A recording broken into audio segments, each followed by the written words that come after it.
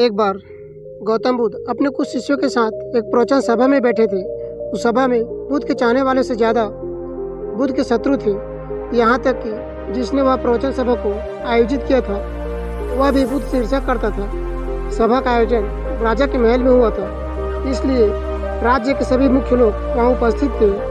बुद्ध सभा में जाने से पहले ही जानते थे कि सभा में उनके विरुद्ध कोई न कोई षड्यंत्र अवश्य रचा जाएगा। सभा में जाने से पहले बुद्ध के शिष्य आनंद बुद्ध को मना करता है कि बुद्ध, आपको वहाँ नहीं जाना चाहिए, वहाँ के लोग आपके साथ दुर्व्यवहार करेंगे। न जाने उन्होंने आपके विरुद्ध कैसा षड्यंत्र रचा होगा। लेकिन बुद्ध अपनी करुणा के चलते वहाँ जाने से खुद को नहीं रोक पाते। सभा की शुरुआत होती है और बुद्ध से कुछ तीखे प्रश्न पूछते हैं कि बुद्ध से ऐसा कुछ प्रश्न पूछा जाए जिसका उत्तर बुद्ध न दे सके, परंतु बुद्ध सभी प्रश्नों के उत्तर बड़ी सरलता से दे देते हैं। सभा में उपस्थित लगभग सभी लोग अपने अपने प्रश्न पूछ लेते हैं और उन्हें उनके उचित उत्तर भी मिल जाते हैं। अचानक वहाँ एक स्त्री आती है और बुद्ध से कहती है, आप ध्यान की बात करते हैं, आप ज्ञान की बात करते हैं, आप सत्य की बात करते हैं, आप लोगों को सत्य के मार्ग पर चलाने की जिम्मेदारी लेते हैं, परंतु क्या आपके भीतर तनिक भी दया नहीं है?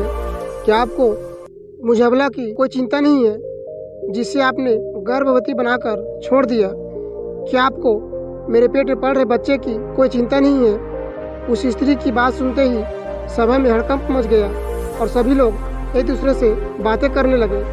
उस सभा का ही एक व्यक्ति खड़ा होता है और कहता है, और स्त्री के सौंदर्य के सामने तो बड़े बड़े ज्ञानियों ने घुटने टेक दिए, फिर बुद्ध क्या है? फिर कोई दूसरा खड़ा होता है और कहता है, हमें बुद्ध से यह उम्मीद नहीं थी कि बुद्ध इतना नीचे गिर जाएंगे। इसी तरह से सभा के बहुत सारे लोग खड़े होते हैं और बुद्ध को भला बुरा कहते हैं, बिना सत्य को जाने ही कि सत्य क्या है। लोग बुद्ध को भला बुरा कहना शुरू कर देते हैं। जब सभी लोग अपने अपने मन की भड़ास निकाल लेते हैं तब राजा कहता है, बुद्ध, आप अपनी सफाई में क्या कहना चाहेंगे? राजा भी बुद्ध से ईर्ष्या करता था। वह चाहता था कि बुद्ध बदनाम हो जाए। यहाँ पर एक आवश्यक बात आपको समझनी चाहिए कि इस सारी घटना का बुद्ध पर कोई असर नहीं था। न तो लोगों के अपशब्दों का बुद्ध पर कोई असर था और न ही उस स्त्री के झूठे आरोप का। जानते हो क्यों? क्योंकि बुद्ध जानते थे कि सत्य क्या है। वो अपनी नज़र में ठीक थे। सूत्र यही चाहे पूरी दुनिया आपके खिलाफ हो जाए। अगर आप अपनी नज़र में ठीक हैं, अगर आप जानते हैं कि आप सत्य के साथ हैं, तो आपका कोई कुछ नहीं बिगाड़ सकता। सभा के सभी लोग संदेह में थे। यहाँ तक कि बुद्ध के कुछ नए भिक्षु भी संदेह में पड़ गए। लेकिन बुद्ध जानते थे कि वह क्या है और यही आवश्यक था, इसलिए उनके चेहरे पर 1% भी बदलाव नहीं आया था। राजा बुद्ध से कहता है, बुद्ध, क्या आप अपनी सफाई में कुछ कहेंगे? बुद्ध उस स्त्री से कहते हैं, पुत्री, इस पूरे ब्रह्मांड में केवल 2 ही लोग इस सत्य को जानते हैं कि तुम सत्य कह रही हो, यह असत्य।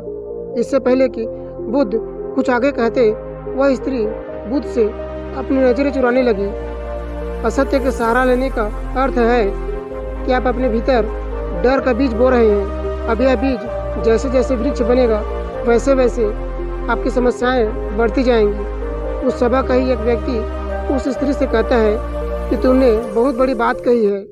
अगर यह गलत साबित हो गई तो तुम जानती हो ना कि तुम्हें क्या दंड दिया जाएगा। उस व्यक्ति की बात सुन उस स्त्री के हाथ पैर कांपने लगे और वह तेजी से वहाँ से भागने लगती है। तेजी से भागने के कारण उस स्त्री ने अपने पेट से जो गठरी बांध रखी थी वह खुलकर जमीन पर गिर पड़ती है और सत्य सबके सामने आ जाता है। उस स्त्री ने अपने पेट से गठरी इस तरह से बांध रखी थी जिससे लग रहा था कि उसके पेट में बच्चा है। राजा उसी समय उस स्त्री को बंदी बनाने का आदेश दे देता है, परंतु बुद्ध के कहने पर उस स्त्री को क्षमा कर दिया जाता है। एक बात हमेशा याद रखना कि धैर्य और आपकी ही नज़रों में सही होना आपको बड़ी से बड़ी समस्या से बचा सकता है। तो दोस्तों, आशा करता हूँ कि आज के वीडियो आपको बहुत अच्छा लगा होगा। यदि अभी तक हमारे YouTube चैनल को सब्सक्राइब नहीं किए होंगे तो सब्सक्राइब बटन पर क्लिक करके बेल आइकन को दबा देना, ताकि हमारे सभी वीडियो के नोटिफिकेशन आपके पास सबसे पहले पहुंचे। और एक प्यारा सा लाइक और कमेंट कर देना और मिलते हैं कुछ ऐसी इंटरेस्टिंग वीडियो के साथ। तब तक के लिए जय हिंद।